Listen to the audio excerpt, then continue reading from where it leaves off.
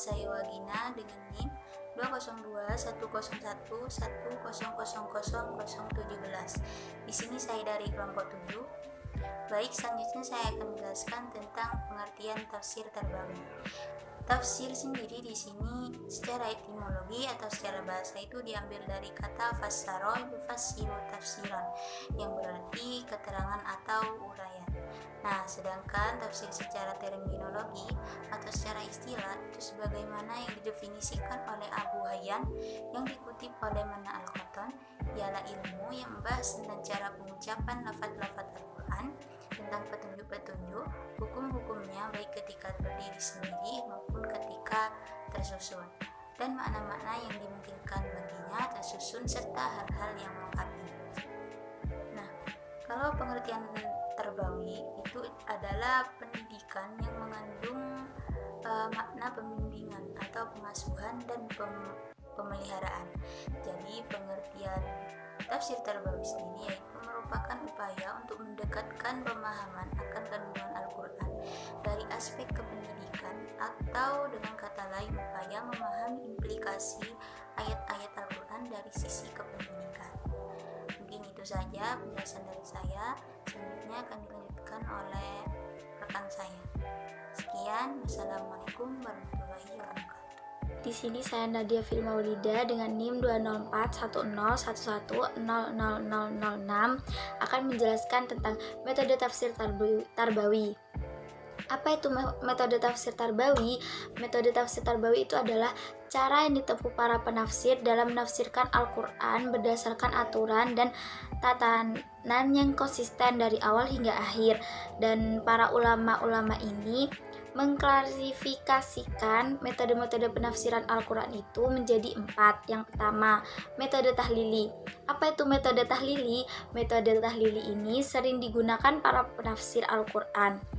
Metode ini menjelaskan Al-Quran dengan menguraikan dari berbagai seginya dan menjelaskan apa yang dimaksudkan oleh Al-Quran itu. Lalu ada beberapa langkah dalam metode tahlili ini. Yang pertama, menerangkan hubungan baik antara satu ayat dengan ayat yang lain. Dan yang kedua, menjelaskan sebab-sebab turunnya ayat itu. Terus yang ketiga, menganalisis kosakata bahasa dan lafal dari sudut pandang bahasa Arab. Terus yang keempat, memaparkan kandungan ayat secara umum, secara global, secara umum. Terus yang kelima, menerangkan unsur-unsur faswahah, bayan, dan ijaznya. Dan yang keenam, menjelaskan hukum yang bisa ditarik dari ayat yang dibahas itu. Terus yang terakhir, menerangkan makna dan maksud syara yang terkandung dalam ayat yang bersangkutan yang dibahas itu. Terus ada beberapa juga contohnya. Yang pertama, Al-Jami' Al-Ahkam Al-Quran, karya Syekh Imam Al-Qurtubi. Dan yang kedua, Tafsir Al-Quran Al-Azim, karyanya oleh Al-Hafidz Imad Al-Din Abi Al-Fida Ismail bin Kasir Al-Quraisy Al-Danaski. Yang kedua yaitu metode ijmali. Metode ijmali ini menjelaskan ayat-ayat Al-Quran secara singkat, secara global, secara singkat saja, secara global, dan menjelaskan secara garis besarnya saja agar mudah dipahami oleh umat Islam. Terus juga metode ini juga memiliki langkah-langkah. Yang pertama, membahas ayat demi ayat sesuai dengan urutan yang tertuang dalam mushaf. Terus yang kedua, mengemukakan arti secara globalnya saja dari ayat-ayat Al-Quran. Terus yang ketiga, makna yang diutarakan itu biasanya diletakkan dalam rangkaian dan mudah dipahami oleh semua orang, atau menurut pola-pola yang diakui jumhur ulama dan yaitu mudah dipahami oleh semua orang. Terus yang terakhir, bahasa yang digunakannya itu juga dapat dipahami juga oleh semua orang. 3 yaitu metode mukarron. Metode ini membahas suatu masalah dengan cara membandingkan antar ayat dan ayat, atau dengan ayat dengan hadis baik dari segi isi maupun dari segi redaksinya. Lalu metode mukarrar ini juga ada macam-macamnya, yaitu ada 3 macam. Yang pertama, perbandingan ayat Al-Quran dengan ayat yang lain. Perbandingan ayat Al-Quran dengan ayat lain ini juga ada langkah-langkahnya. Yang pertama, menginventarisasi ayat-ayat Al-Quran yang memiliki redaksi yang berbeda dalam kasus yang sama atau yang sama dalam kasus yang berbeda.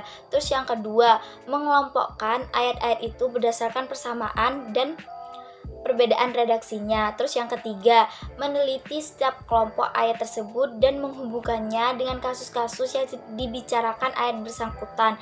Dan yang terakhir, melakukan perbandingan. Terus yang kedua itu perbandingan ayat Al-Quran dengan hadis. Dalam melakukan perbandingan ayat Al-Quran dengan hadis ini, langkah yang pertama yang harus ditempuh adalah menentukan nilai hadis yang akan diperbandingkan dengan ayat Al-Quran. Hadis itu haruslah sahih karena kan pertentangan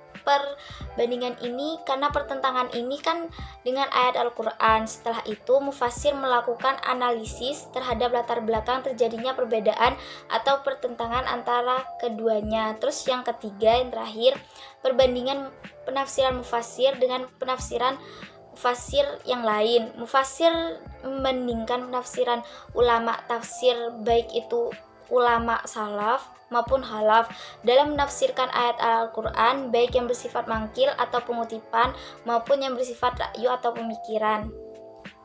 Mengapa terjadi perbandingan itu? Karena ada perbedaan yang terjadi, yaitu karena perbedaan hasil ijtihadnya, latar belakang sejarahnya, dan juga wawasan dan sudut pandang dari masing-masing menafsir itu. Contoh dari metode yang ketiga ini, metode mukarron, yaitu yang pertama, Durat al-Tanzil wa Qurat al-Takwil atau Mutiara Al-Quran dan Kesejukan Al-Takwil, karya oleh Al-Khatib Al-Ishkafi. Dan yang kedua, Al-Burhan fi Tajwih Mutasyabih Al-Quran, itu bukti kebenaran dalam pengarahan ayat-ayat mutasyabih Al-Quran, karangan Taj Al-Qara Al-Kirmani. Keempat, yaitu metode Maudu'i. Metode ini membahas ayat-ayat Al-Quran sesuai dengan tema atau judul yang telah ditetapkan. Menurut Farmawi, metode Maudu'i ini dibedakan menjadi 2 bentuk penyajian. Yang pertama yaitu Maudu'i surat, dan yang kedua yaitu metode Maudu'i atau tematik. Metode Maudu'i surat itu menjelaskan suatu surah secara keseluruhan dengan menjelaskan isi kandungan surah tersebut, baik yang bersifat umum maupun yang bersifat khusus, dan menjelaskan keterkaitan antara tema yang satu dengan tema yang lainnya, sehingga surah itu nampak merupakan suatu pembahasan yang sangat kokoh dan cermat. Lalu ada beberapa langkah-langkah dari Maudu'i surat itu. Yang pertama, pengenalan nama surat. Yang kedua, mendeskripsikan tujuan surah dalam Al-Quran. Dan yang ketiga, pembagian surah ke dalam beberapa bagian. Dan yang terakhir, penyatuan tema-tema ke dalam tema utama. Contoh kitab tafsir dengan metode ini, yang pertama yaitu karya Syekh Muhammad Shaltut, Tafsir Al-Quran Al-Karim. Terus yang kedua, karya Muhammad Al-Ghazali, Nahwa Tafsir Al-Maudu'i li Syuwar Al-Quran Al-Karim. Terus bentuk penyajian yang kedua yaitu metode Maudu'i atau tematik. Metode Maudu'i atau tematik ini kedua ini menghimpun pesan-pesan Al-Quran yang terdapat tidak hanya pada satu surat saja. Tafsir dengan metode Maudu'i ini menjelaskan konsep Al-Quran tentang suatu masalah atau tema tertentu dengan cara menghimpun seluruh ayat Al-Quran yang membicarakan tema tersebut. Kemudian masing-masing ayat tersebut dikaji secara komprehensif, mendalam, dan secara tuntas dari berbagai aspek kajiannya.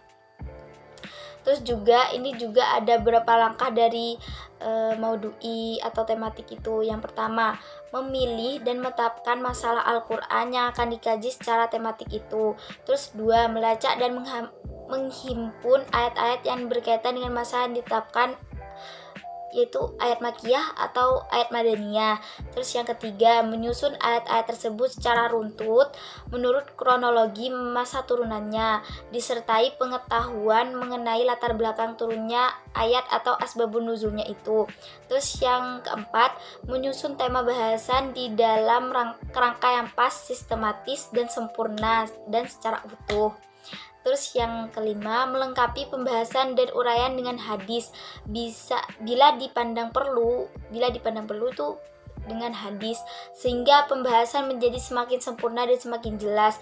Terus yang terakhir, mempelajari ayat-ayat tersebut secara tematik dan menyeluruh dengan cara menghimpun ayat-ayat yang mengandung pengertian serupa, mengkompromikan antara pengertian dan am dan khas, antara yang mutlak dan yang muqayyad, sehingga semua ayat tersebut bertemu pada satu muara tanpa perbedaan dan kontradiksi atau tindakan pemaksaan terhadap sebagian ayat kepada makna-makna yang sebenarnya tidak tepat.